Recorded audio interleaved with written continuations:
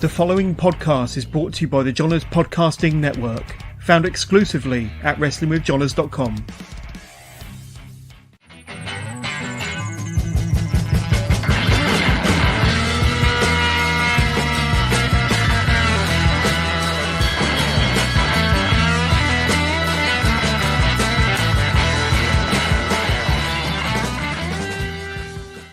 Hello, good evening, and welcome to the latest live episode of Wrestling with Johners, episode 380. And since I came back from my hiatus last September, I've been interviewing a lot of returning guests, and today is no different. A good friend of mine, and back after pretty much 2 years, I've got the One Man Armoury BULLIT. BULLIT, great to have you back on the show. How you doing, my friend? I'm very well, thank you, mate. Very good to be back. Yeah, it's lovely to speak to you again. Yeah, absolutely. And I think you were telling me just off air that you returned from one of your international forays. You were being a visitor over to Vienna in Austria. Tell us a little bit about that, because I think when we last had you on the show, you hadn't yet made your international debut anywhere. But in 2024 and now 2025, you're becoming a bit of a regular, certainly over in Vienna. Tell us about it. Yeah, so in Vienna, so in Austria, there's a couple of different promotions, but they've got really healthy relationships where they all work together, which is really nice. So like the first time I went over there was for a lad called Arno, and whereas the last two times I've been over there has been for Pray to Catch, and which works also with European Wrestling Association, which is Michael Kovac's company, and they work together. And Arno's always at the shows for Pray to Catch, and likewise. And so, and I met Kovac when I worked for Arno when it was for Pro Wrestling All-Strike, and they're just really great to work for. Just really, really an absolute pleasure to work for. It's a nice bit of time away. I go with good people, you know. I was over there but last two times with Heidi Katrina.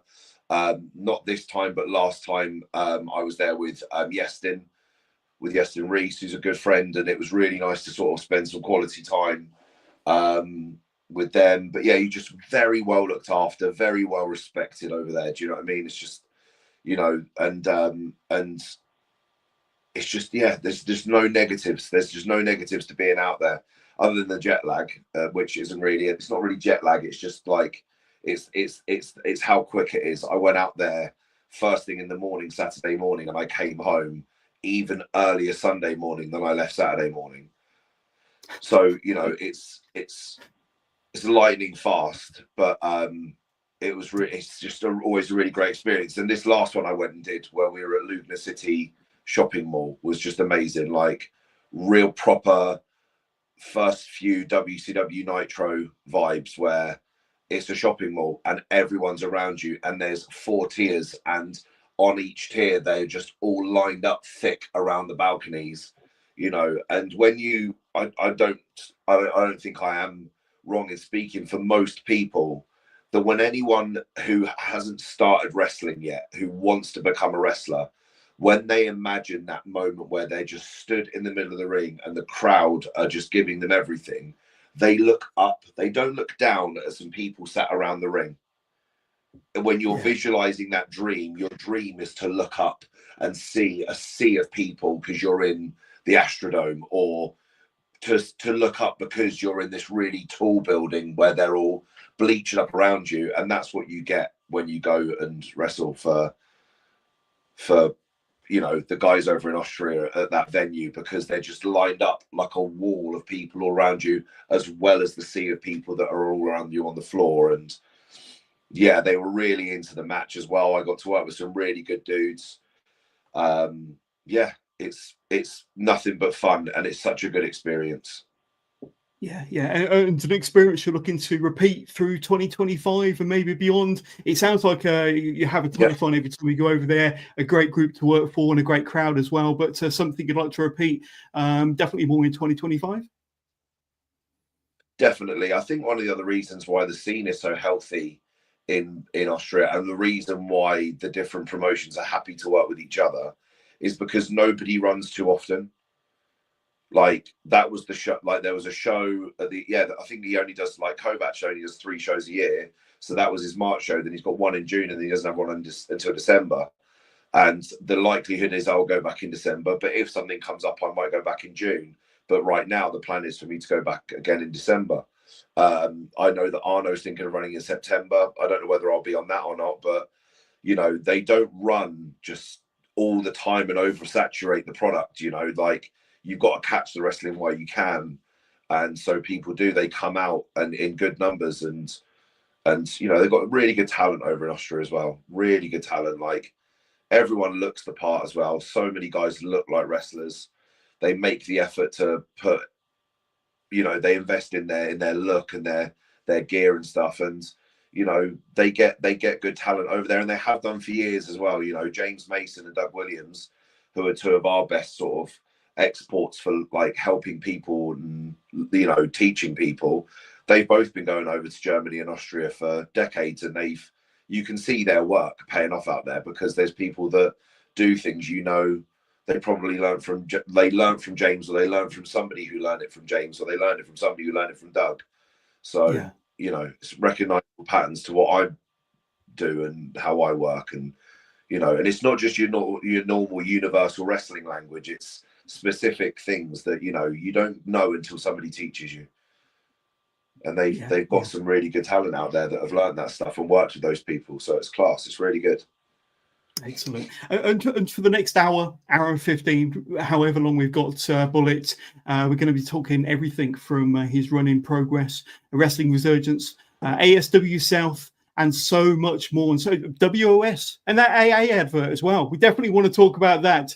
But we are live, of course. And for anybody at home watching us live Thursday, thank you so much for tuning in. If this is your first time, don't forget to hit that follow, that like, and that subscribe button so you can not miss out on any episode of Wrestling with Jonathan. We got a whole list of fantastic UK stars coming up through 2025. And some of the guests that I've had already in 2025, really the cream of the crop. Not only do we have Bullit on today, but we started the year with Kid Lycos too.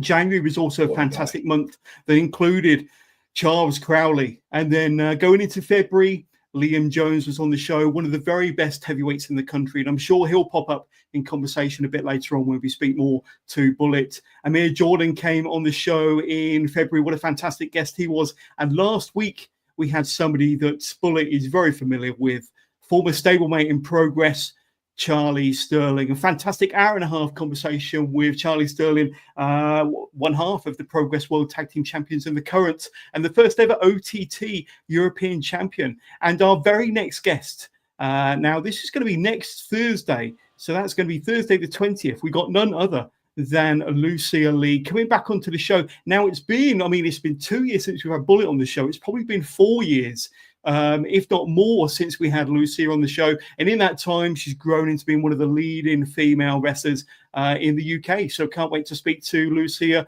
Lee next Thursday. But Bullit, nice. Back to you. And in the couple of years since we last spoke, and I think we clarified this to a certain degree before we went live, but this is your 8th year in the business. But you're welcome to kind of divulge and correct me further. But in the 2 years since you were last on the show, have we got are we looking at a different Bullit, a different One Man Armoury in 2025 compared to the one we had in 2023? How have you grown and changed in these 2 years? I mean, the realistic answer is I better be different, because if you're the same wrestler you were 2 years ago, then that's a shame, really, isn't it? More than anything, it's just a shame. But no, I definitely don't think I am. I think when we spoke, I was probably coming to the end of a really good 2 years, and I was like really in the mix of it. Whereas, I think maybe what I feel like I am as a wrestler hasn't grown as exponentially. From 2020 to 2022, there was ridiculously paced growth, and then from 22 to now, I think it's slowed down a bit, but it is still constant, and I love that as well. I love the moments that I still get every few weeks where I would have had a match, and when I was in Austria, James Storm was in Austria, and some of the advice he gave me was just like, yeah, that's brilliant. That's brilliant. And it's just, you know, you can just feel yourself almost literally physically growing, because that's like, I'm never going to forget that. That's going to be something I use. And I get moments like that every other week or every week with Joel, with James. I'm very lucky that, but I think the thing that's changed a lot in the last 2 years is how often I work with and for James Mason now, and how often I get advice, which is just the cream of the crop of advice. And so, yeah, just every time James tells me just another nugget of knowledge that I'm just like, that's brilliant. That's brilliant. That is. I'm just going to, and that's going to, not only is that going to change me doing how I did the spot that made him notice I was doing it the way I was doing it, I'm going to use that now when I do this and this and this and this. And yeah, I never want to stop trying to be just slightly better and better and better and better, because the truth is, I mean, even that makes it sound like I think that I'm a nearly full bottle, but we've got a few more drink. No, I hope I'm not. I hope I'm not, because that'd be really boring. It'd be really boring to like realize there's not actually that much left to learn. I just, you know, and there's more experiences to be had, so there's going to be more things to learn from that as well. Like, one of the things that I think even 2 years ago wasn't really that much of a thing for me. Like, it was probably more of a sort of, yeah, I'd do it if it came along, is Japan. Whereas now I actively want to go to Japan, and I'm trying to figure out with different promotions and stuff how it could work, because I can't spend too much time away from home. I can't. I just, my brain will turn into cabbage if I'm away from my wife and kids for too long. So, you know, I have to try and figure out how I'll be able to make a trip to Japan work without making it feel like it's just a in and out 2-week holiday. Yeah, and we are now 3 months into 2025. This year is already going at blistering pace. But did you come into 2025 with a particular mindset on things you wanted to do, on how you wanted to hit the ground running, on maybe certain promotions you wanted to work for? But I mean, when you enter each new year, do you set yourself kind of goals and targets? And if so, 2025, did you have a particular mindset as far as how you wanted to tackle it? Truthfully, 2025, yes, I think so. And you know, it's not as exciting as you probably would like it to be, but 2025 is my year for just enjoying what I do, and that's what all I'm going to really be doing from now on, because I turned 39 like 2 weeks ago. Yeah, 2 weeks ago I turned 39, and so, you know, I'm really getting to the stage now where, you know, and this could maybe transition into talking about Nikki, is, you know, I don't want to keep wrestling, and then when wrestling's done with me, or I feel like I am done with wrestling, and I've got all this time at home, my kids are too grown up, and I've actually missed too much time from when they were younger. So I am not actively looking. I'm not actively looking to try and grow how much I work and how often I work. I'm really quite happy working in the places that I work. I won't work in places that make me unhappy anymore. If it's stressful or I don't like it, then I just won't do it. It's not worth the time. There's no amount of money that's going to make it worthwhile to be away from my family, to be miserable. And so, yeah, and I just won't work in places that don't make me happy. Whereas right now, I think I do honestly work in the places that make me happy. So that's good. There are some places that I hope I get to work, but I'm not going to push it. I'm not going to do the groundwork, you know, and that's, you know, that's just me. I won't encourage that sort of attitude or behavior of any of the students at the school. That's where I'm at. That's pretty much where Joel's at as well. You know, Joel just wants to concentrate on the school now and helping grow the students that we've got, and that's what I want to do. But I've still got more bumps to take than Joel has, because Joel's done exponentially more than I have.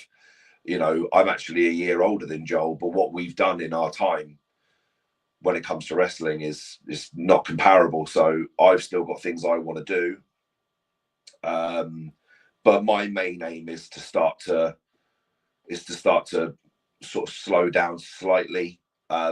This year isn't going to be my year for slowing down. this is maybe me heading into my sort of like last few chapters before I slow down, I guess. But I'm not pushing things. No promotion's going to get a message from me begging for work, with one exception, and that's OTT, because that place is just the absolute bollocks. And I really want to work there.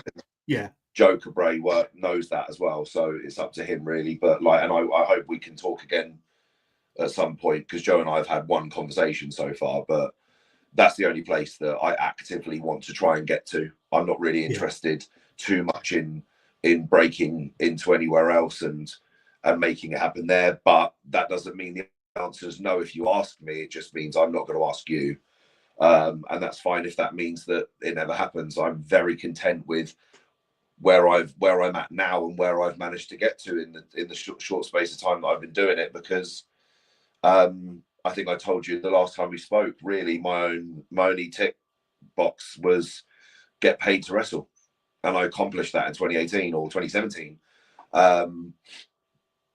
and so everything else has been a bonus. And so yeah, I don't mind where I go. If I never go to Japan, I'm absolutely positive that I'll be content with that. But I do want to go. I want to go. I want to know that I went, and I want to know that I wrestled there and stuff. So, and the States as well. I wouldn't mind getting a chance to wrestle in America and Canada, and that would be cool. And Mexico would be cool. But yeah, this is something that isn't news to me. It's not news to me, because I knew what the situation was 2 years ago, 5 years ago, 6 years ago, 7 years ago, 8 years ago, was that I've left this too late. I've left this too late, really. And so I'm just enjoying what I can while I'm still able to do it, because the other thing that's happening with me turning 39 is things are hurting way more, and they're hurting for a lot longer. And I've got some pretty extensive, like, sort of constant pain that I deal with now in my hips, my lower back, my right shoulder's completely sort of effed at the moment, and I'm having to rehab that as best I can. I don't think I've blown anything out on it, but it's in pretty bad shape. And I'm not going to cripple myself doing this either. If I start to feel like my body's breaking down too much, I'll wave goodbye, and the only time you'll see me in wrestling is standing in the school coaching people for Joel. I won't be rolling around in there anymore myself, So that's where I'm at, to be honest, John. I know it's not exciting as, yeah, man, I'm going to do big things this year, but it's just that's the honest truth. You alluded to a few exciting things there. Wanted to work for OTT. Can you imagine Bullet over in OTT? Can you imagine Bullet over in Japan? And if either of those two things play out, then I think that's something very, very exciting to look forward to while you've still got a few years left on your career. I'm going to bring up some pictures from Wrestling Resurgence now, because you are their current Arthouse champion. While I bring up these pictures, I'm going to kindly ask Bullet just to close down any additional apps he might have open on his phone, because his pictures lagging a little bit. So if you could do that while I bring up some pictures, that would be absolutely fantastic. But our guest, Bullet, the One Man Armoury, is the current Wrestling Resurgence Arthouse champion.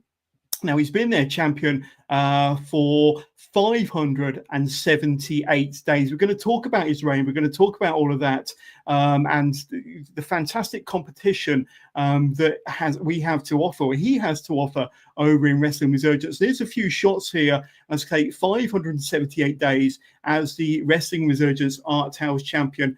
And I can see the man a lot clearer now. So thank you very much. I don't know what you did, but it seemed to do the trick.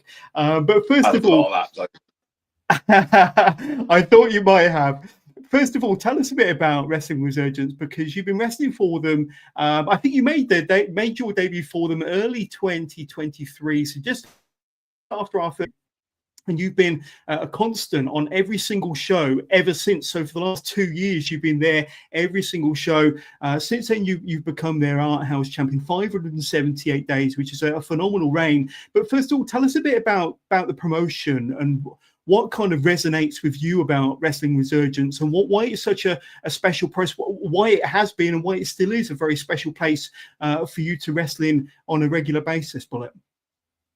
That's a really easy question to answer.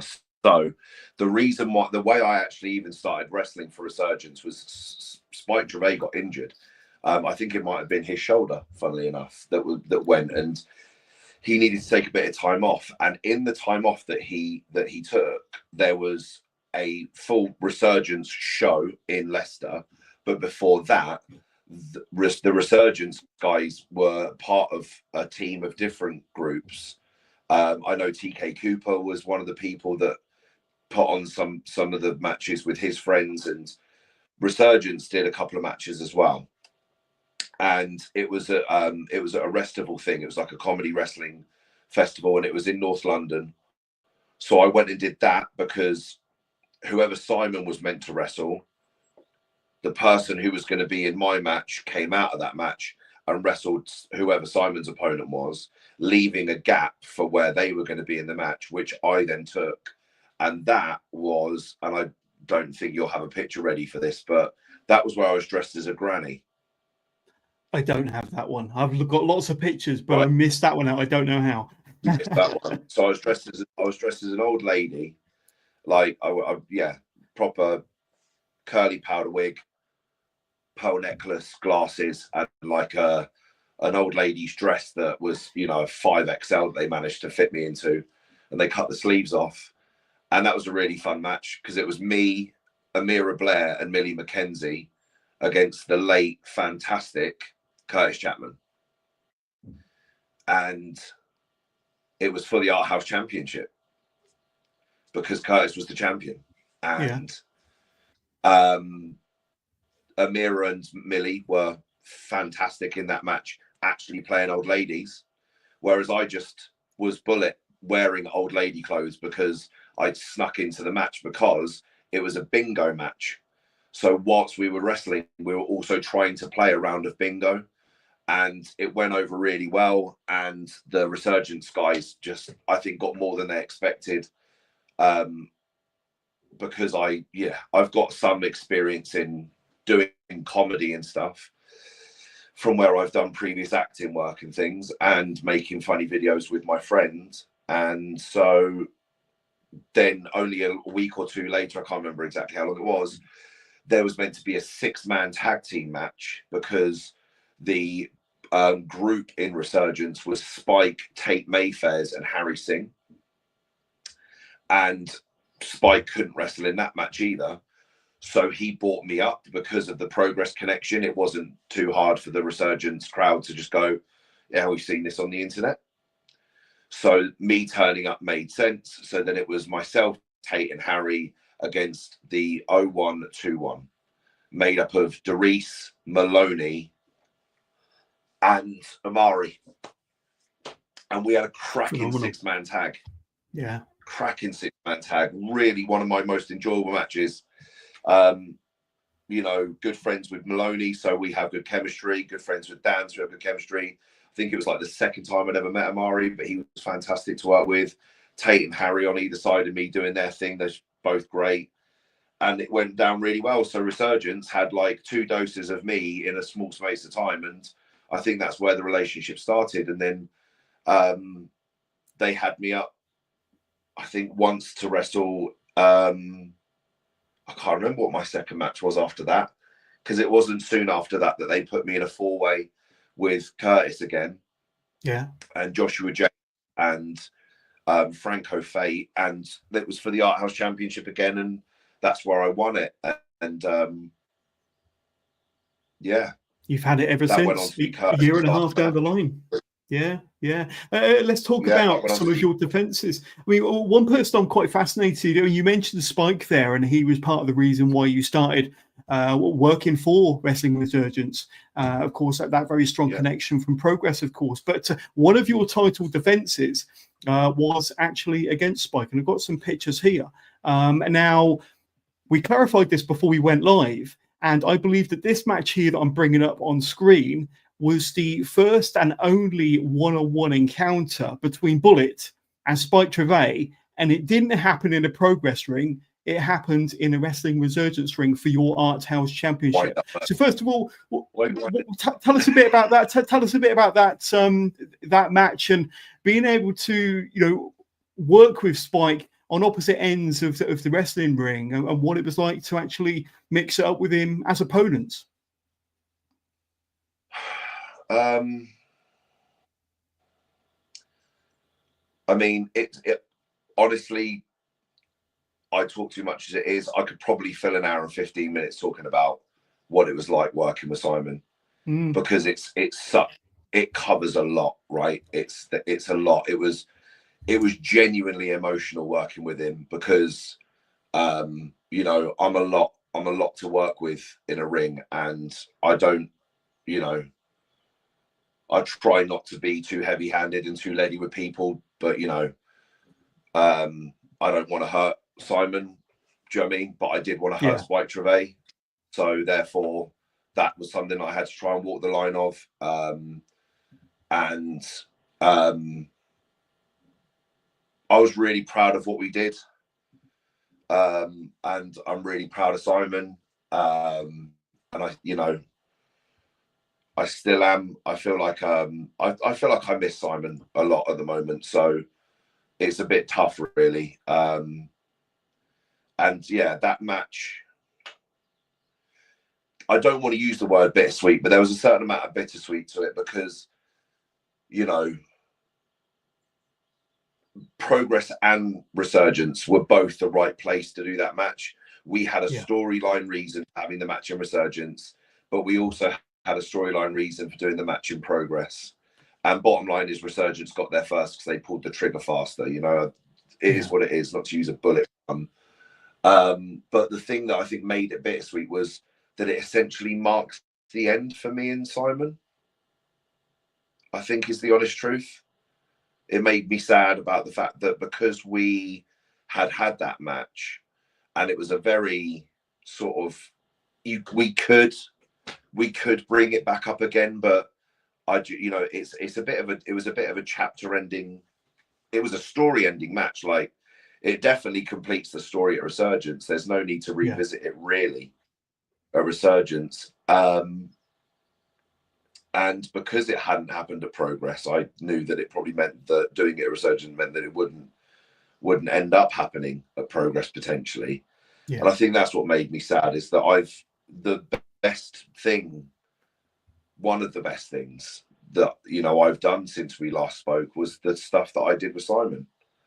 You know, we had such a great run together in Progress that was really enjoyable to do, just creatively fulfilling, you know, making a proper new friend. And yeah, I guess I didn't really feel like I was ready for it to be over.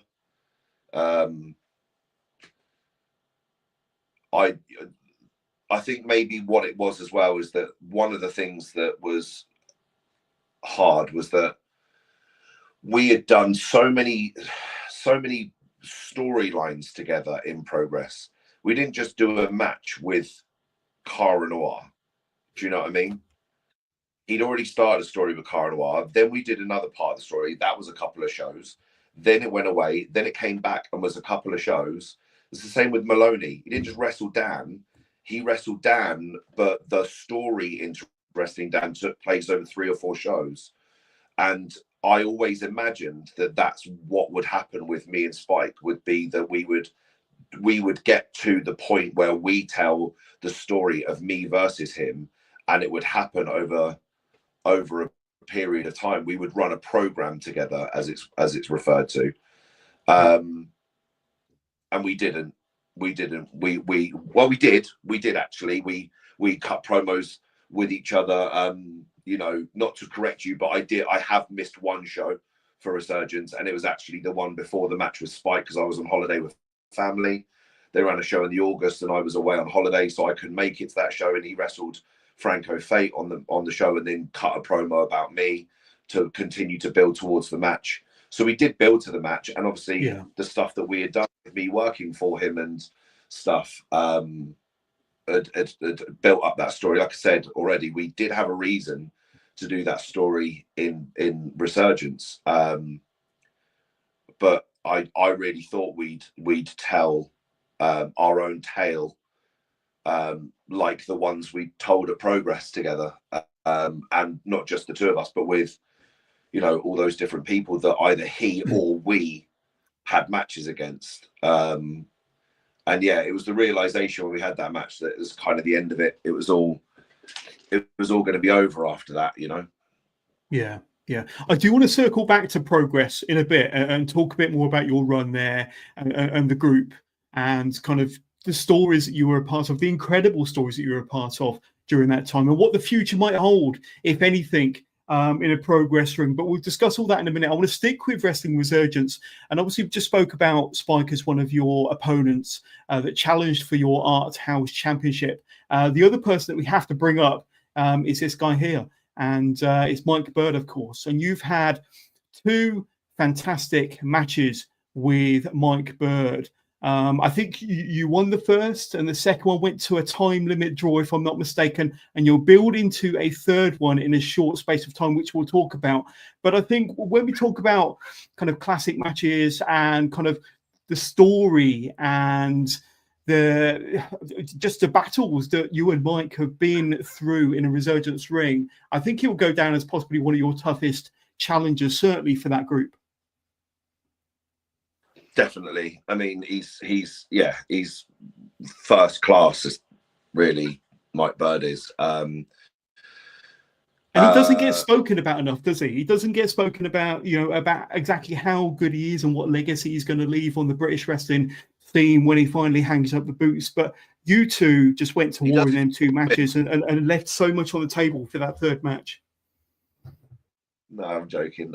No, yeah, he is.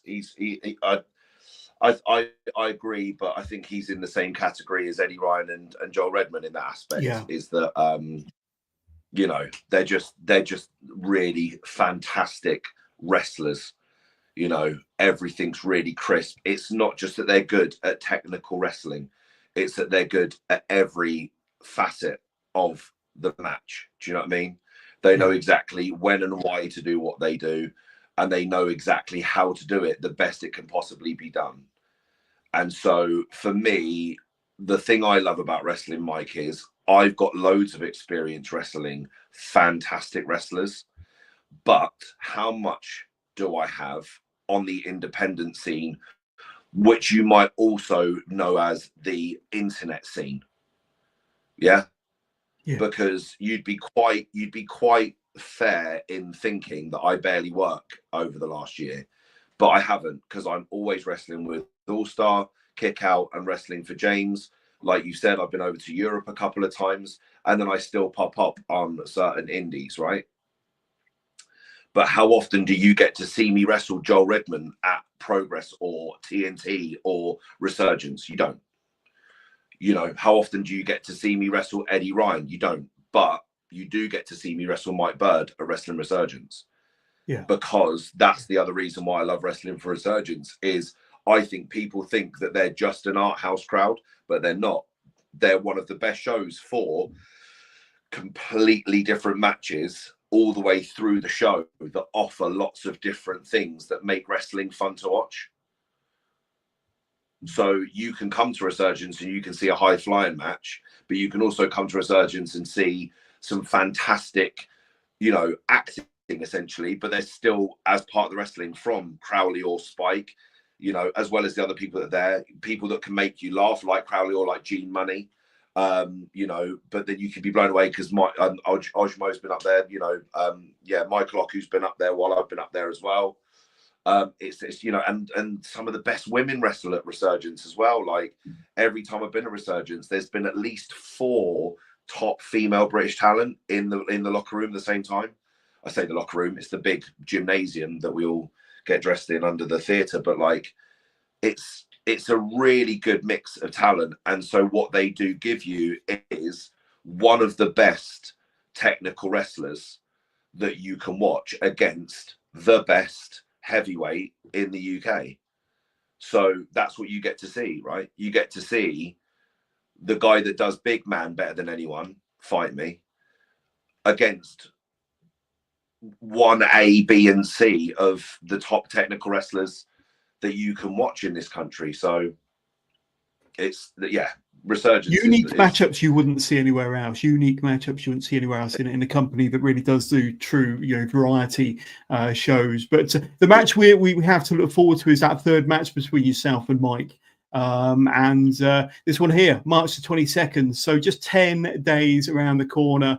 And it's billed as Bullet Bird 3. No time limit this time. So, of course, your last match, I think, ended on was it a 15 or a 20-minute time limit draw. But this is kind of the rubber match for your Arthouse Championship. And with it being a no time limit match, I mean, you know, there's no kind of specific gimmicks involved or a specific stipulation apart from you guys can just go for as long as you need to go until you get one winner and until the referee raises the hand of the champion, whoever that might be. How do you foresee the match going?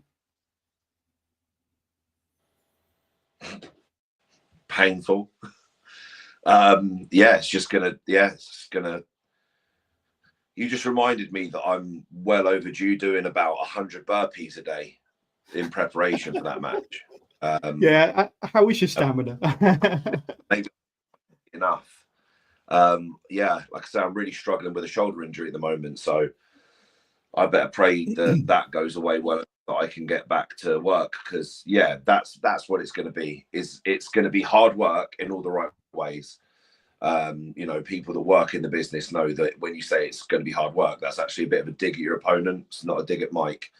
It's not hard work in an annoying or an unenjoyable way. It's hard work in the best possible way. And that's what I'm proudest of with the matches with Mike, is that every time I've wrestled Mike at Resurgence, afterwards everyone's just gone,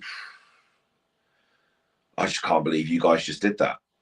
And they're not saying that because we broke the world on moves, because they don't matter.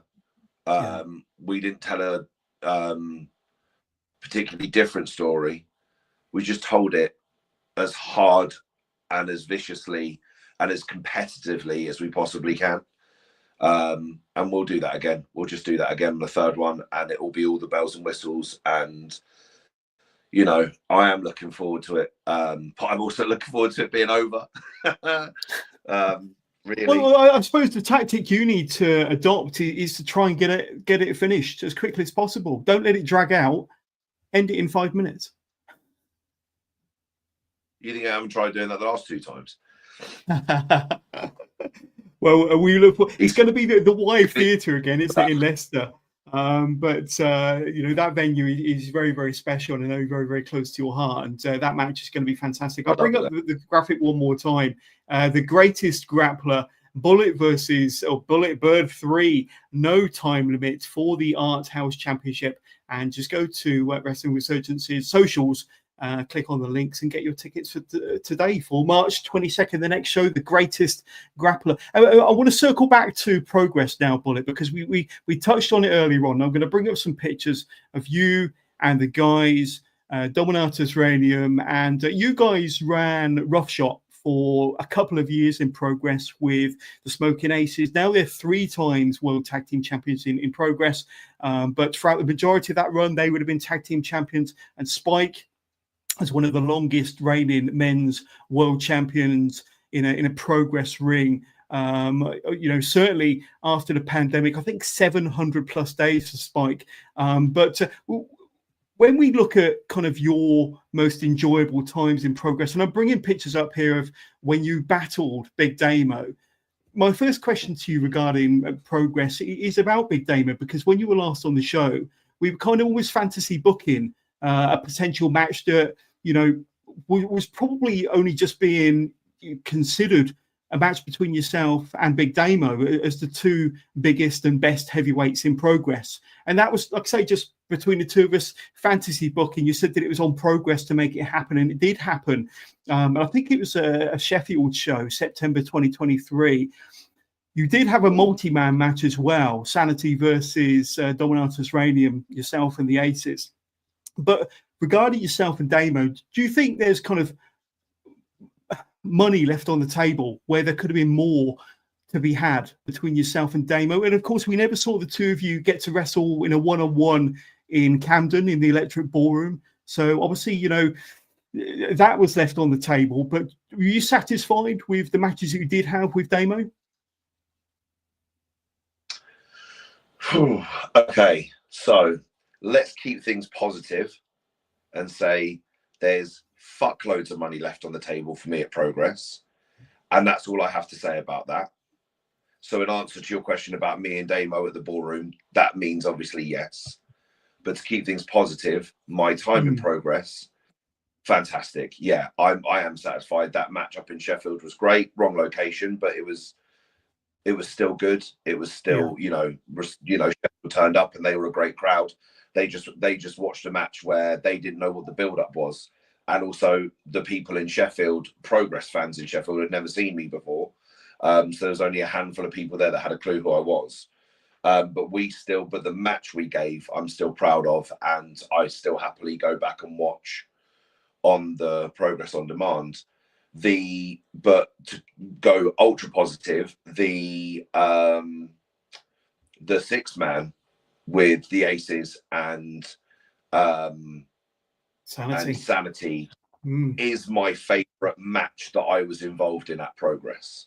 Really? Sorry, no. Let me make that specific. There's specifics there. That was my favorite match that I wrestled in at Progress, because Eric Young was legitimately one of my favorites. I've just been a massive Eric Young fan for decades, and so that was a pleasure. I wanted one thing out of that match, and I got it. And you might have you got a picture of EY elbow dropping me? I don't believe I do. I've got some pictures of yourself and EY, but yeah, please elaborate. That's what I wanted. That's all I wanted. I knew that I could trust Rob Brazier to get the shot if we put it in the match. And so we did. I'm actually pinning Damo draped over him like that. And I'm looking up whilst I'm pinning Damo, and EY's coming off the top with the elbow. And that's what I wanted. And not only did Rob Brazier not let me down, he, in typical Rob fashion, gave me more than I asked for and got the perfect shot of that moment happening. That's probably going to get framed and put up in here at some point in the office. But that was my favorite match that I wrestled in. Out of all my matches, that was the one, because it was a chance to wrestle Damo again, and this time in the ballroom. It was a chance to wrestle Axel, who I think's fantastic. And it was a chance to wrestle Eric Young. And I spoke to EY in the back afterwards, and he tried to stop me from saying this because he was like, "No, man, you've got time." And I said, "No." And I said to him, wrestling you is as close as I'm going to get to a Shawn Michaels getting to wrestle Ric Flair. All my heroes have gone. They're all retired, or or I'm just never going to get to see them. So wrestling EY was really quite a pinnacle moment for me, and I loved it. And to bring it up, because it's to make why I had to make the distinction of my favorite match that I was involved in.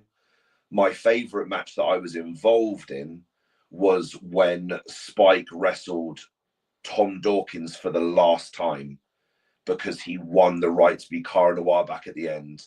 And Claire Dawkins was involved in that match as well. And between the four of us, I think that was probably a peak moment in Progress for me personally, and for the four of us, and for that storyline.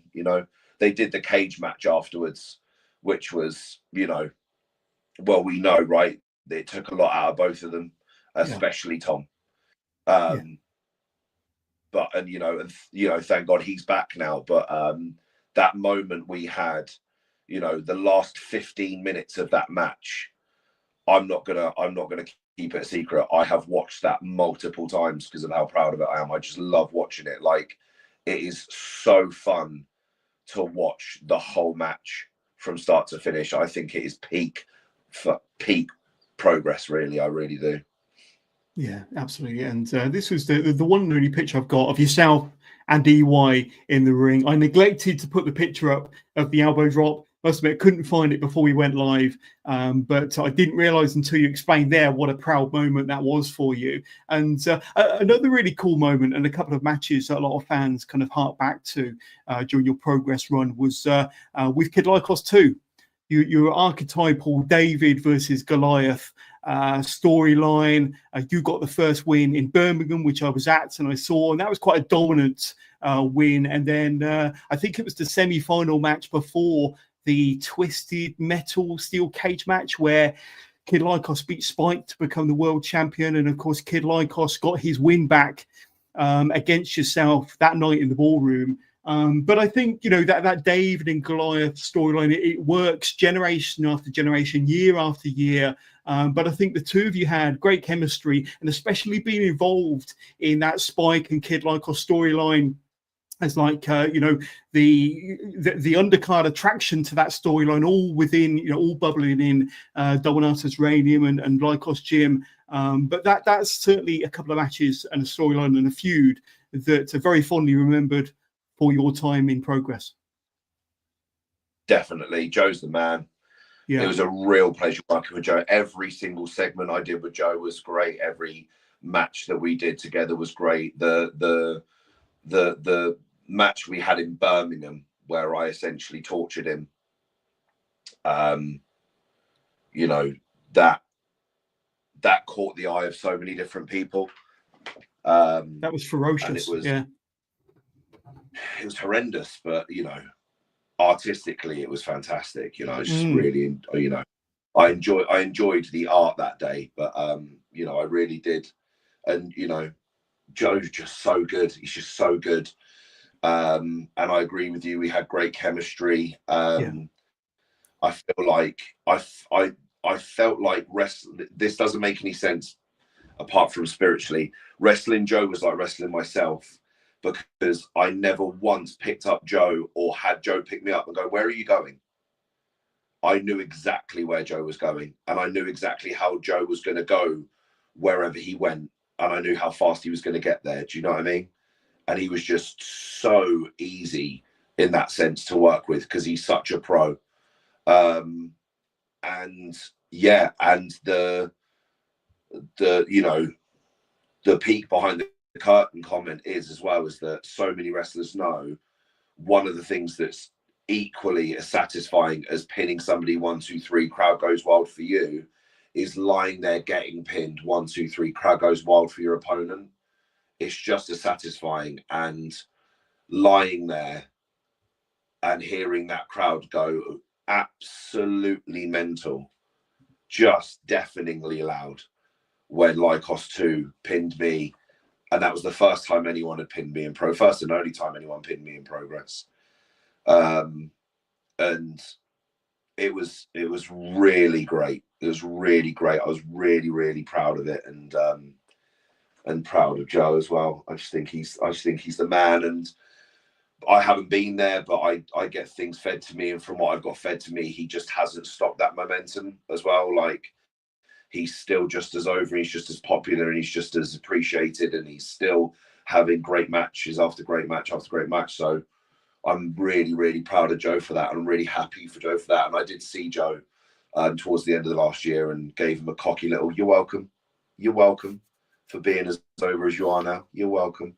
But some might say it did help to make him. It did help to make him for sure. Yes, but it's helping. Do you know what I mean? It's not doing, and he did it, and he really is. He's such a good guy, such a good dude. And again, the bittersweet thing about it is that I don't think I'll ever wrestle Joe again at Resurgence because I don't want to. Do you know what I mean? Like, for me now, it's a case that Lycos 2 has earned Bullet's respect to the amount that if he ever needs anything, he can give me a call. Do you know what I mean? If anyone's ever given Lycos 2 too hard a time, and the original Kid Lycos can't help him, there's other friends that he's got in the business that he can call on if he wants to, because I'll come and help him out. Absolutely. Let's bring up some pictures, and I think this is possibly from your Birmingham match, and an absolute ferocious match. But he did get his win back. Kid Lycos 2 did get his win back in the ballroom, getting too far ahead of himself there. But I did speak to Kid Lycos 2, as I mentioned at the top of the interview, back in January, so go and check that one out. But just very, very briefly for you. Go on. Say that again. Was he nice about me? Lycos 2? Was he nice about me? me? Of course. Yeah, of course. Yeah, 100%, 100%. What I can remember. But just very, very briefly, do you think there's still, money left on the table as far as Bullet and Progress Wrestling is concerned? And like I say, do you foresee a possible run in the future? Are there matches that you still want to have, but is there still money on the table for with Bullet and Progress? Yes. There you go. That's all I wanted. That's all I wanted. That's all I wanted. Watch your space, ladies and gentlemen. We keep our fingers crossed. But I want to talk about Nick Riley. You mentioned it earlier on, and one of your stablemates from Dominatus. And I was at the show, the Pro Wrestling Chaos show back in February, where he announced his retirement. And he's got his final ever match, April the 26th. In a Chaos ring, but his final ever match as one half of the 3-time Progress World Tag Team Champions takes place on March the 30th, when the Aces take on Sunshine Machine. But just your thoughts, and obviously, during, obviously with your run as part of Dominatus Reignium over them 2 or 3 years, you got to know Nick Riley very, very well. I don't know whether you knew him much before your run in Progress, but your thoughts on Nick Riley kind of stepping away from the business, hanging up the boots at the end of April, and what does that mean to you? I'm really proud of him. That's what it means to me, is that he's one of the only people in this business that can sort of appreciate what I go through, and I can appreciate what he goes through when it comes to time away from his children. And there was the absolute shoot with what he said in Chaos, is that he's a dad first before he's a wrestler. And I'm really proud, because this business is a fucking hard thing to get into, but if you're lucky enough to get into it in any sort of capacity that's enjoyable and and has meaning, then it's really, really difficult to walk away from. And he hasn't found that easy. I have known Nick for a good few years now. He was my my partner.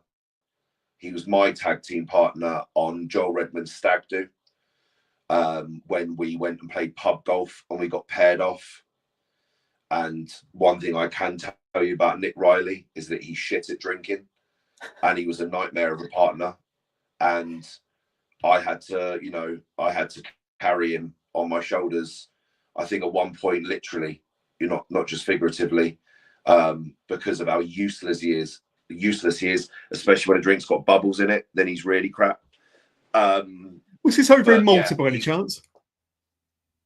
Yeah, it was in Malta, yeah. And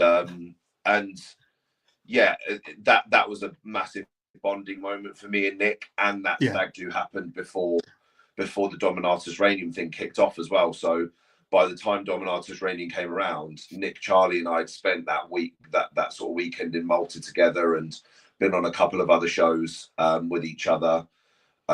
Charlie turns up for All Star sometimes, and he also does the kick out shows at Butlin. So I see Charlie more at work than I do Nick. I see Nick more at work and social events. But I love Nicky to death. I really do. He's one of my favorite people that I've met on this journey, and I'm just really, really, really proud of him for being, being brave enough and strong enough to walk away from this. Yeah. When he's not in a position that like he probably has to or should. Do you know what I mean? Wrestling wise, but personal reasons wise, and valuable time with his family. I'm really proud of him. He's doing something that, quite frankly, I'm not quite ready to do yet, but I will do one day. And when I know I'm going to do it, the first person that I will call, because I will still be talking to him and he will still have his number saved in my phone, will be Nick Riley. I will call Nick Riley when I say it's time for me to go. What do I do? There it is. 100%.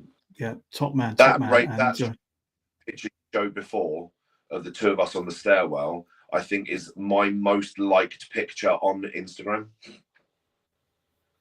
It's a class picture. It really is a class picture.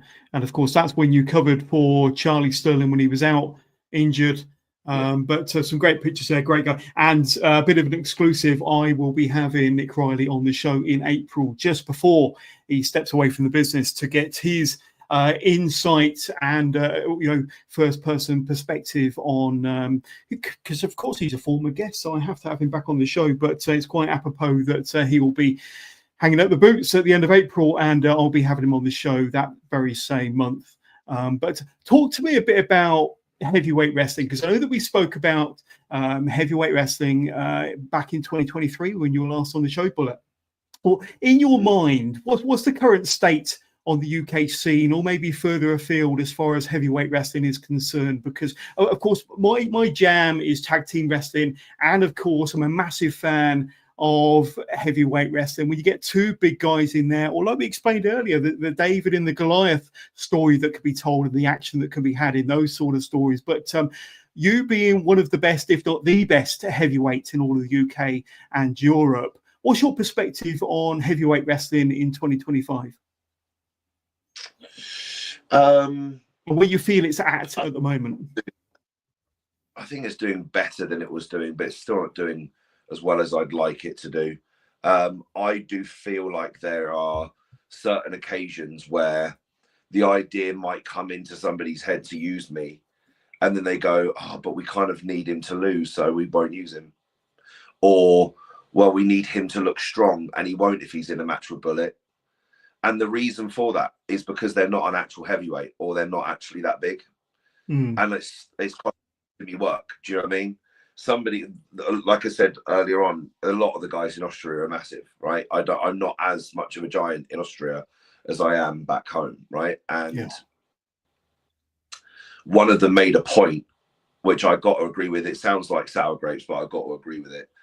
Because they were an older wrestler like myself. They were I think a little bit older than me. I think they're about 43. And they said, when I first started, you couldn't wrestle unless you were big enough. Now you can't wrestle if you're too big. Oh, and that's not true all the time. But people that might disagree with that are kidding themselves, because they know it's true. They know it's true that there are certain people on the scene, like Yeston, where they go, well, I can't put him against Yeston. Do you know what I mean? Yeston will just eat him up. Do you know what I mean? People, the crowd will just watch that match and go, well, Yeston's just going to kill him. Yeah, because he probably would. Do you know what I mean? Like, wrestling's meant to be fun. Wrestling's meant to be a whole different, eclectic mix of things. It's meant to cover loads of different things. But the other thing it's meant to cover is kids watching superheroes and putting on tights that look like superhero tights doesn't make it the same thing. Looking like a superhero and moving like a superhero is what makes the kids go, Jesus Christ. That's like watching somebody out of a film. And that's what heavyweight wrestling always was. Larger than life people. Larger than life people. Do you know what I mean? Not just big personalities, not just big moves. Larger than life people. And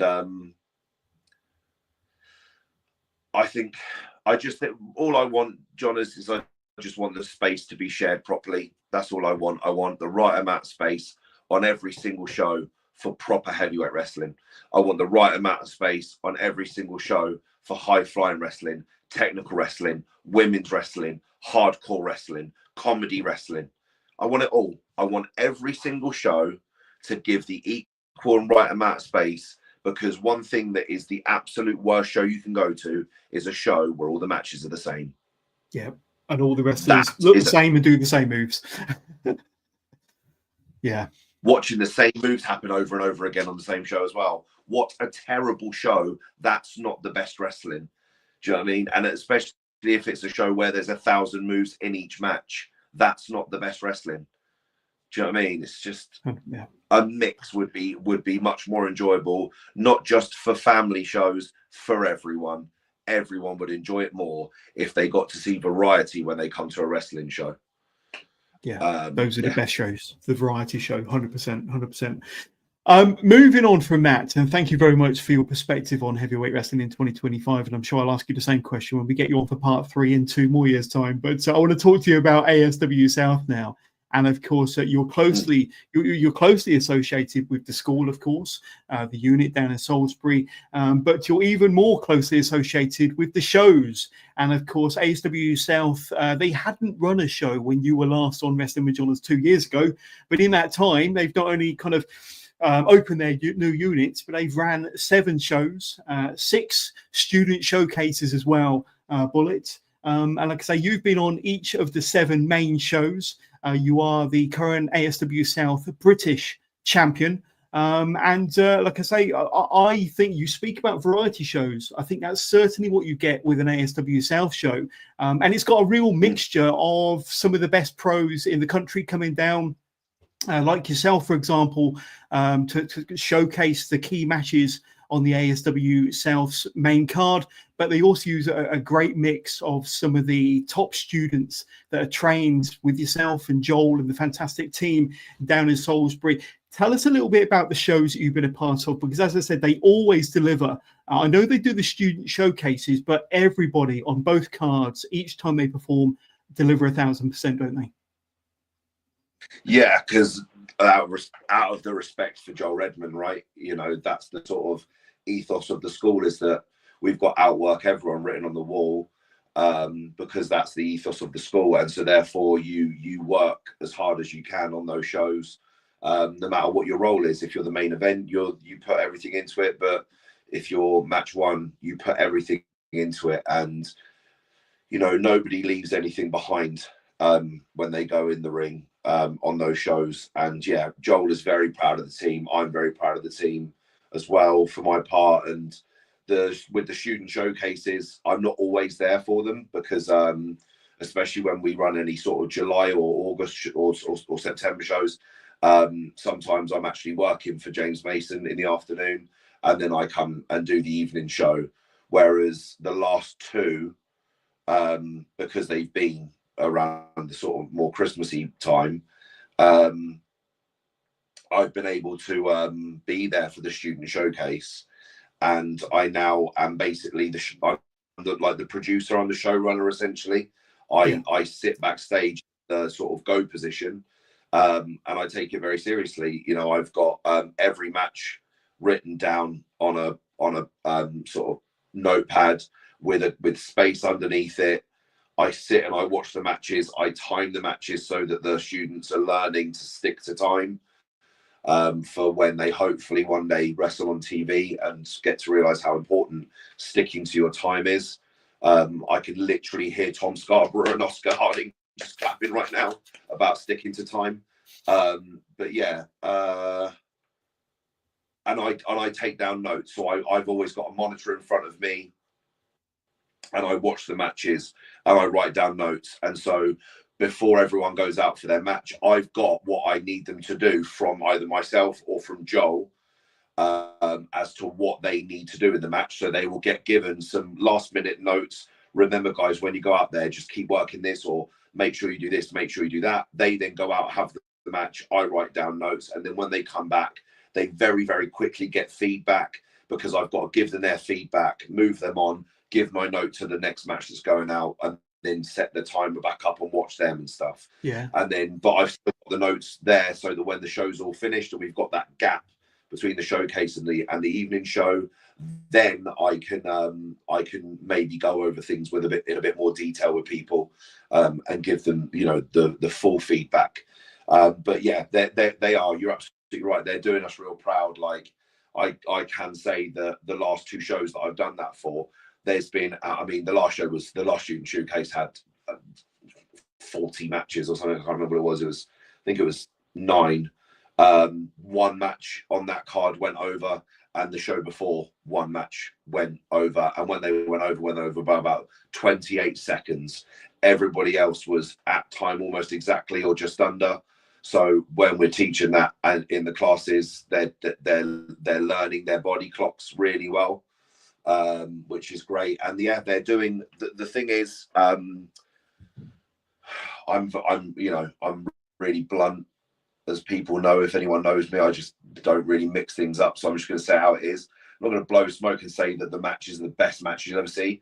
But one of the things that they are doing is they are entertaining crowds every time, and they are giving 100% every time. Not one person can walk out of that showcase feeling like they just didn't really try hard enough, and that's the reason why anything negative. Like, they all absolutely give it everything they've got on those shooting showcases. And I think that's the example that's led by what they see in the evening shows, because everyone who's on in the evenings, with the exception of when Charlie was there, James Mason, Mark Haskins, Eddie Ryan, when those pros have come in to work with people, they give 100%. But they're also on shows where they see everybody else on the show just giving absolutely 100%. And that's all Joel ever asks for. It's just for 100% effort. That's it. It's just, always just try and do 100%. Because if you don't, the only person you're really letting down is yourself, right? Yeah. And just kind of switching back to the schools and the shows as well, I suppose. But every time there's an ASW South show, there always seems to be kind of a new face or several new faces featured on the card, or possibly even the student showcases. But you just seem to have this conveyor belt of producing fantastic, captivating, talented young wrestlers through that school. And so I went down for the open day, must have been good 2.5 years ago now. I can't remember, maybe closer to 2. And the faces that were there then, there's still a few familiar faces, but you seem to have kind of rotated through a few other new batches of fantastic stars through to what we have now. And I'd say the majority of the talent that you're producing down there are now working on shows in the South or the Southwest, maybe on the ASW South shows. But I'd say there just seems to be this conveyor belt of producing fantastic young talent at the school. Yeah, that's what I think Joel's probably most proud of, and we're not done yet. We're not done yet, because there's more to come. There's more new students coming in all the time. There's more new students welcome all the time, and everyone works together as a team to pull each other up. It's not just down to the training they get from Joel or myself or from Niwa or from Bobby Vegas. They get it from each other. They pull each other up, right? But we're not done, because those students that you would maybe, we're not going to name names so that nobody feels good or bad, right? But those students that are the top students, they're not finished yet. Like, we've still got more to do with them, because they have got big things to achieve. And then there's going to be that is then the target going forward.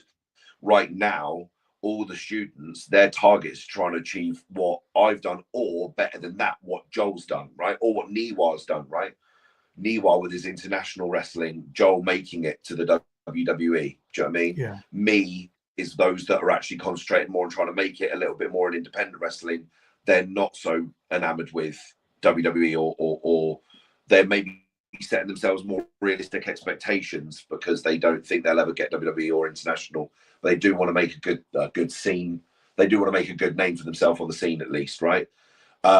Whereas what the students are going to accomplish, what our top students are going to accomplish, will set the new standard for what those other students want to do and what they want to achieve. Do you know what I mean? Because they're going to go to the top. And when they go to the top, you'll know where they came from. So that's what we're still really excited about, is that, yes, you're absolutely right. We are very lucky with the extreme numbers that we've got of talent, really talented or really great prospect trainees. But yeah, we're just getting started with how far we're going to be able to try and help students get in the business. And that's what I'm really excited about. And that's my main focus for the next however many years, is to do whatever I need to do to help Joel make that school the best school that it can possibly be. That's my main aim now, really. Yeah, nothing but impressed, nothing but impressed. And I'm sure if you want to reach out to ASW South and if you want to become a trainee there, just go to their social, send them a DM. They'll be happy to get back to you and line something up, I'm sure. I want to quickly touch on WOS, the return. I'm going to bring up some pictures and some pictures of yourself, Yeston Reese, and Shah Samuels, the cartel. And of course, you were there in Norwich, which was where the tapings were several years ago, and again last September. But I think you kind of taped 2 or maybe 3 shows on that Saturday afternoon. But the production was fantastic. The talent was absolutely stacked on that roster. You couldn't kind of handpick a better roster than what was selected for that WOS, the return tapings. And the action was absolutely at its finest. Tell us a bit about your WOS, the return experience then, Bullet, and kind of, what's your main takeaways from those tapings? It was a really great experience. It was a really good team. Like it was a banging team. For me personally, I got to have 2 really cracking matches with 2 of my favourite people to work in Eddie Ryan and Adam Maxted. I love working with those 2. Just very immediate and easy chemistry, really great wrestling. Like working with Mike Bird, like working with Mike, like working with Joel, just pushes you, right? Just makes you want to be the best you can be wrestling those 2. But then also being in the group with Shah and Yeston, 2 people that I also just have bundles of respect for, and just got to sit under their learning tree for a couple of days. And yeah, just fantastic. They've got so much that they can teach to the pair of them. I think, yeah, if I was a billionaire, John, I would set up a super center in the middle of the country, and those people that I just named would be basically your training staff. Do you know what I mean? Just that every day of the week you can go to a Shah Sam, a Yeston, an Eddie Ryan, a Joel Redmond, a Niwa. Do you know what I mean? You could just go and train with those guys every day of the week. One of them will be there. They only have to work 1 day a week, but that's what I would have. I would just have the monopoly of the best talent that can train people how to be great wrestlers. And yeah, they've all got different things that they can bring. So that's the main thing. And also the experience of working a live TV show, because that's how it was filmed. It was filmed like it was live. That was a real buzz for me, was doing the match, getting backstage, standing in front of the wall with the World of Sport, the WOS wall, whatever it's called. I don't know. It goes to show how inexperienced I am with TV. But you've instantly got to cut your promo, and you get one shot at it as well. If you fuck up the promo, you fucked it up, right? Yeah. And that was a real cool buzz to feel, of just like, got one chance at this, and like you know that you're not on screen, so you get to be yourself for a couple of seconds, gather your thoughts.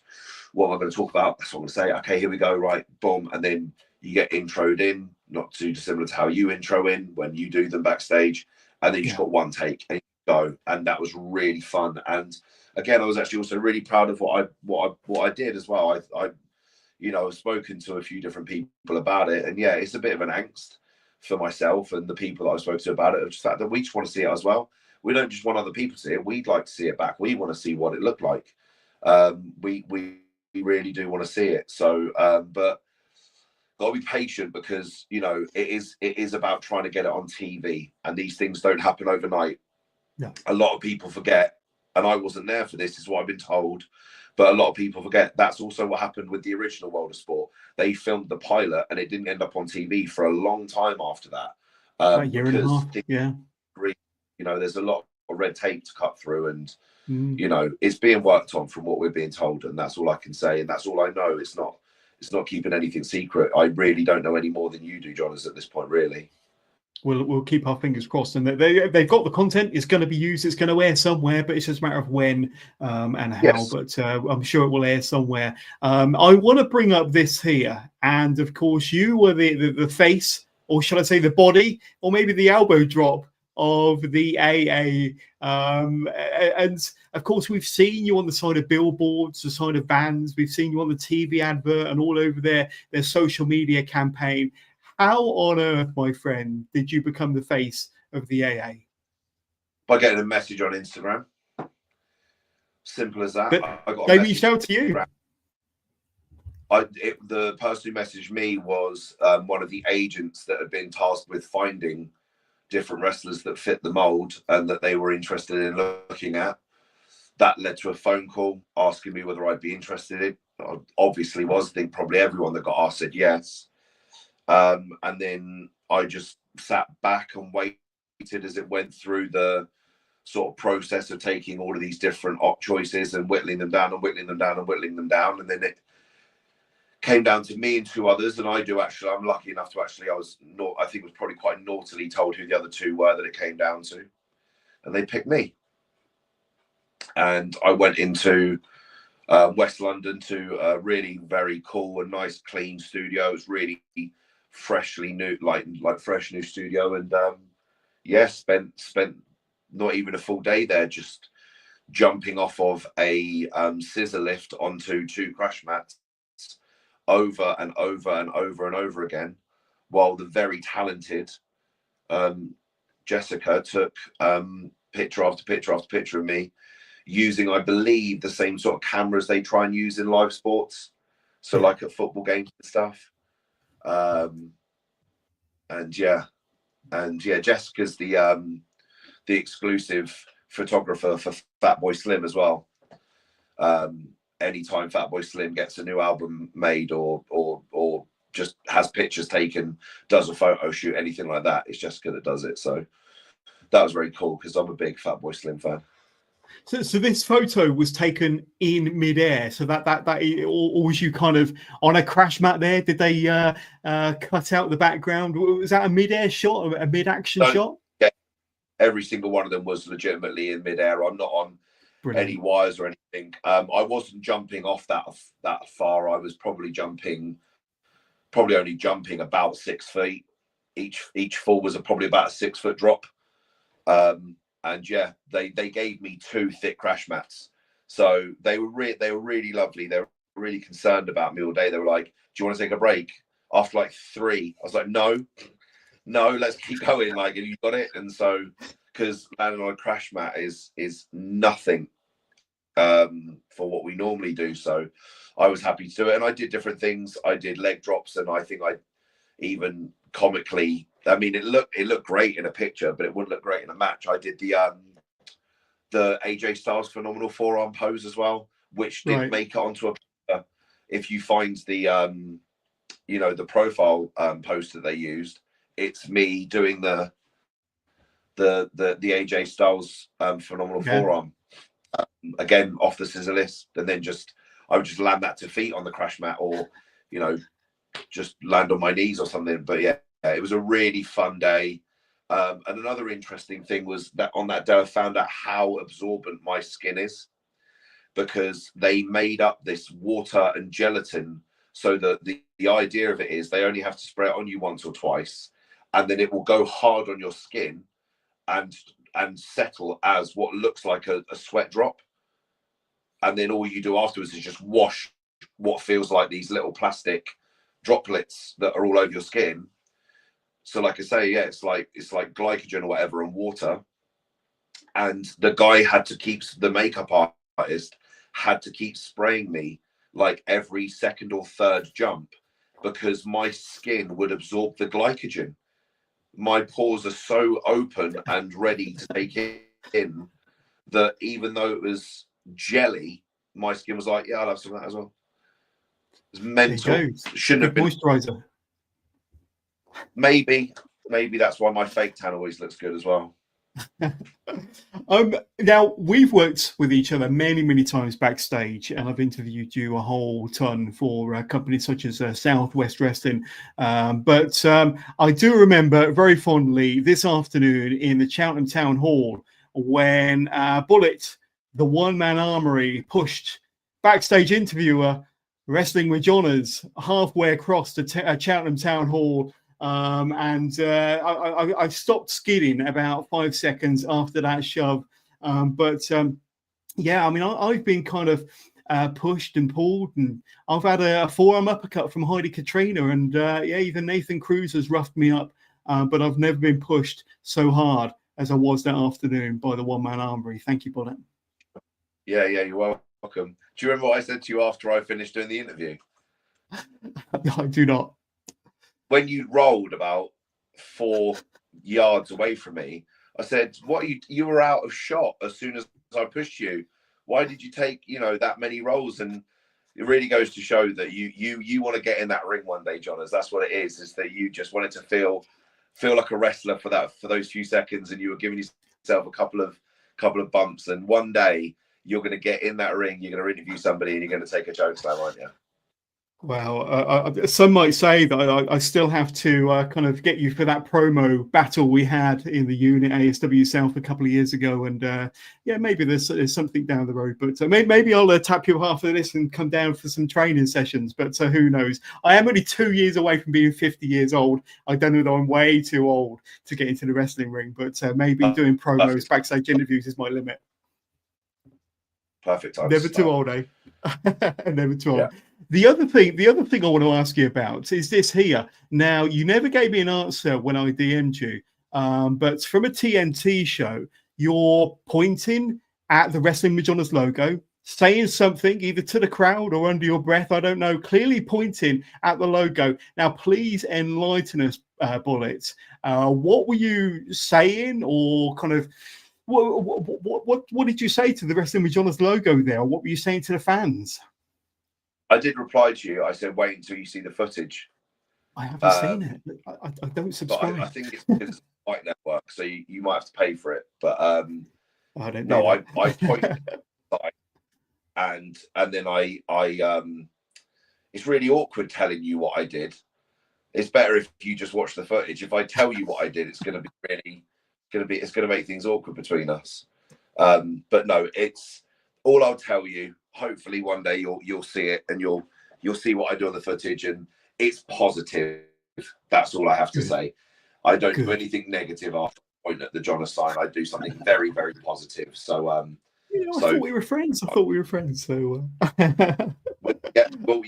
you'll definitely feel like we're friends when you watch it. You'll understand what I'm saying, and maybe you can share it on your socials when you do finally go on the Fight Network and watch TNT and see exactly what I did. Because as long as the camera didn't cut away from me, which I know for certain there was a camera on me, and it looked like the red light was on. So yeah, they should have the footage of what I do once I point at the Jonas sign, and it is definitely better for you to see it than for me to explain it to you. I promise. I'll take your word on it. And maybe we'll recap and revisit this in a couple of years' time. But I do want to talk about TNT because over the last couple of years, one thing that's very, very noticeable is that you have branched out, worked for a lot more promotions around the UK and Europe, as we established earlier. And I'd say 2023, 2024 were probably two of your busiest years in your wrestling career. But one company that you have branched out to, as we've already alluded to, is TNT Extreme Wrestling, or maybe their Ignition brand up in Liverpool. And you've had a couple of runs with them so far. And I think here's a bit of an exchange between yourself and the current TNT Ignition champion, MVK. And you'll be going up there again very, very soon, March the 29th. For the Level Up Men's Briefcase Scramble. You've already been announced as one of the 6. So, Bullet, tell us a little bit about your TNT Ignition, TNT Extreme experience so far, and what we have to look forward to at the end of the month. Yeah, I had a couple of I had 2 random really ones where, so before Soft Pro got started, TNT were nice enough to put on a big restival thing. Which was just an all-day show essentially, and everyone got to come and put on a match there. So North put on a match there, and Wrestle Island, I think it was, they put on a match there. So did Soft Pro, and I was the Soft Pro match. So that was my first experience up at TNT, and funnily enough, it was the first time I actually met MVK. And then I went back up there again.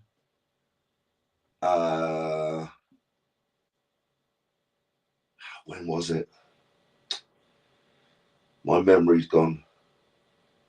Your match against MVK, that was in January, I think, wasn't it? It was before that. I did another one before that as well. You did, yeah. Who did I wrestle, John? Do you know? Off the top of my head, I don't, but that's okay. We can gloss over this. I think because I think it was on the Extreme show. I think when I went up the next time, it was on the Extreme show. God, why can't I remember? Oh yes. I had a very quick 2 matches with Critchy, who was cutting a promo, and I came out and claymored his head off and pinned him 1, 2, 3. And then I wrestled one of the tag lads. I always one of the quintessential boys. One of the quintessential boys. That's right. Yes. Yeah. And I had a bit of a longer match with him. And then that happened, and then there wasn't a lot after that. But there was communication between myself and TNT, and with Jay and stuff. And whereas I've just gone back up and done the match with MVK, and I'm really grateful to Jay. And I told him that the fact that he's keeping me, he's kept me in mind for so long.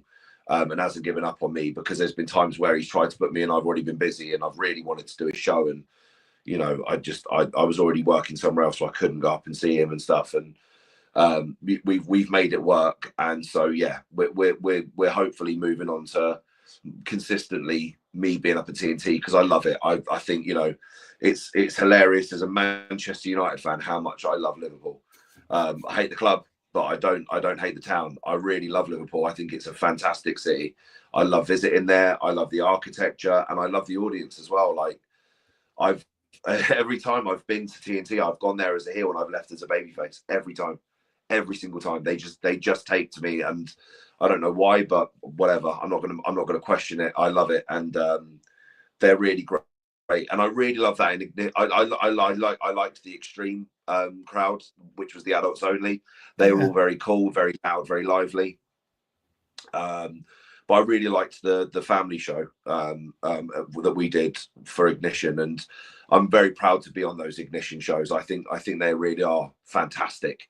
The noise level that that crowd brings, the kids as well as the adults, because people come to both. There's plenty of people that I stayed for the Extreme show because I traveled with Oscar Harding that day, and so he was reffing both shows, and I stayed and watched the Extreme show. And so many people, so many grown-ups that were at the Ignition show were, they're at the Extreme show, I recognized from being in the audience for the Ignition show as well. And it's a great promotion, great team. Do you know what I mean? It feels like a team.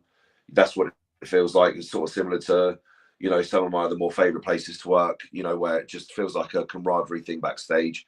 And I really liked it. It was, and I do hope to, like we said, I'm up there on the 29th, and I hopefully will be up there more and more and more this year. And because it's a real pleasure. It's a real pleasure going up to TNT.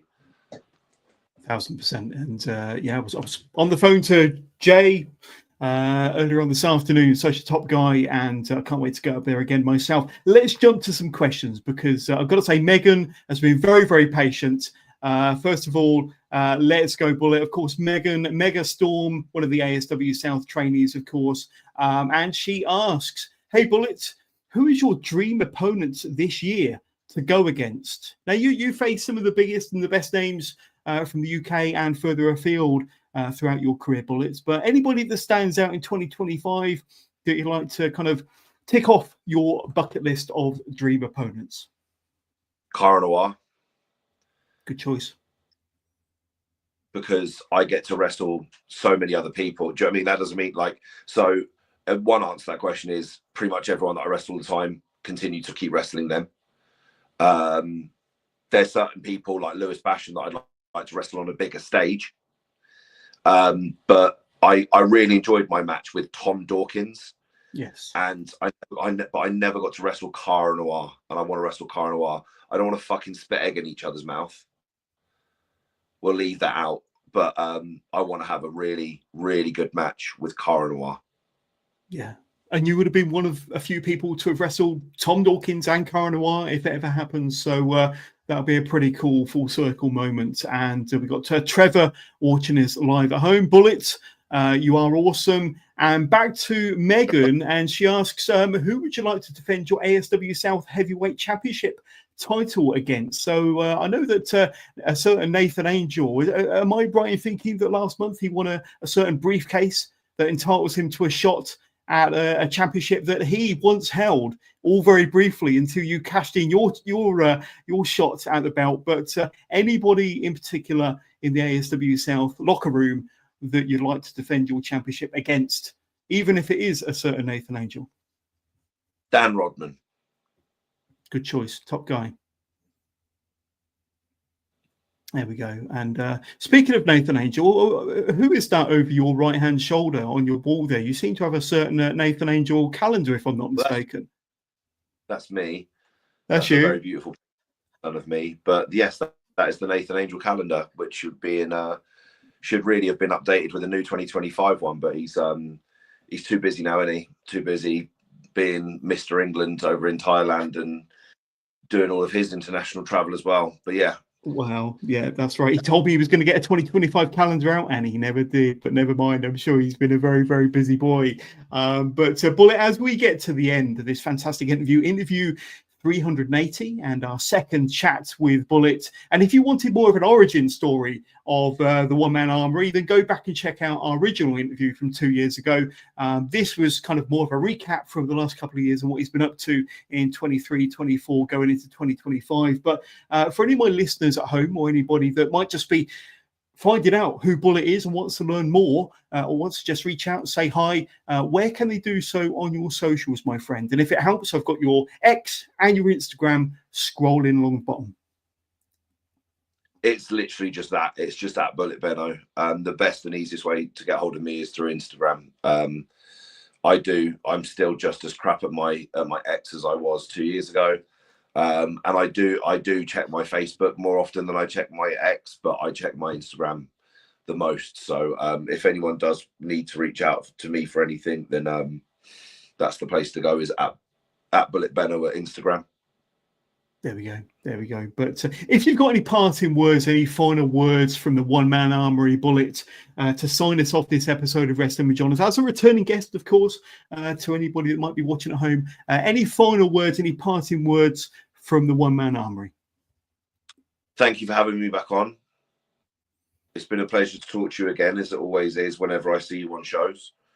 I hope I see you again in person on a show very soon. I still think you're the man at this. I still think that you're one of the leaders for podcasts in British wrestling. And yeah, anyone who's listening to this, if for some shocking reason you've just come on to listen to me talk, go and listen to Johners talk to other people, because all the interviews are fantastic.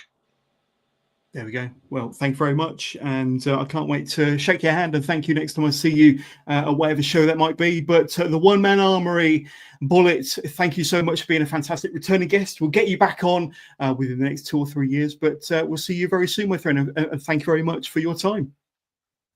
Cheers, Johners. Thank you very much.